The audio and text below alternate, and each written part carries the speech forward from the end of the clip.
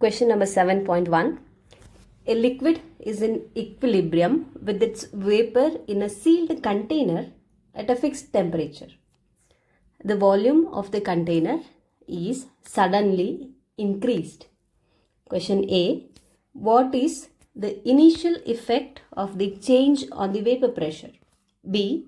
How do the rates of evaporation and condensation change initially? C. What happens when equilibrium is restored finally, and what will be the final vapor pressure? Now let us understand this question more detailedly. So they have given that in a closed container, a liquid is in equilibrium with its vapor. So let me consider it is liquid. Okay, half of the container is liquid. Then remaining half will be occupied by vapors. So this is vapors and this is the liquid. So liquid is in equilibrium with its vapors in a container. Now in this condition, vapor pressure is constant since there is equilibrium between the liquid and vapor.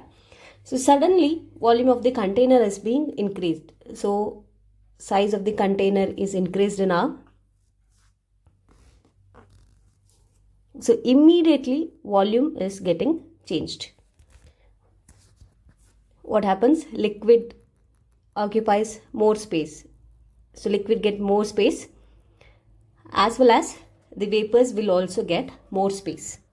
So question A, we have what is the initial effect of the change on the vapor pressure? So since vapors occupy more space, immediately when we change the size of the container, means volume is changed. So initially vapor pressure will decreases. So vapor pressure decreases. This is just the immediate effect. As soon as you increase the volume of the container, vapor pressure will decrease. Then question B, how do rates of evaporation and condensation change initially? So what happens? Since liquid is spread out when the volume of the container is increased, evaporation will be more. So it is because the liquid from the topmost layer will be getting converted into the vapor state. So since more surface area is available for evaporation, rate of evaporation increases initially as soon as you increase the container. Now coming to condensation. Now if you consider the vapors that are present here in this region, okay, so if you consider a small area, now the vapors which are present in that particular area will be less because of the more volume that is available for the vapors to spread. Okay, therefore rate of condensation will decrease. I hope it's clear. Rate of evaporation increases because more area is available for liquid to spread, and rate of condensation will decrease.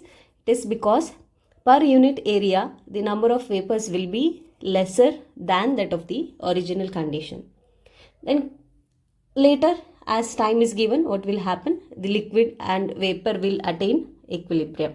Okay, what happens when equilibrium is restored finally? When equilibrium is restored, rate of evaporation becomes equal to rate of condensation.